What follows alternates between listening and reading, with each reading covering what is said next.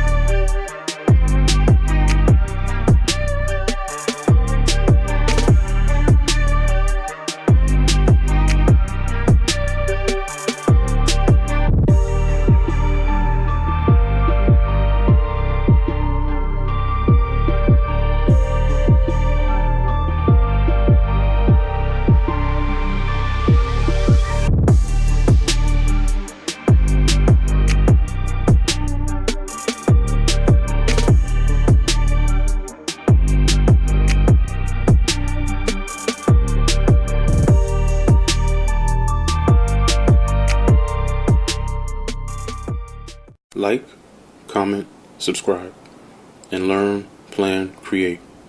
Check out the next video, coming expeditiously.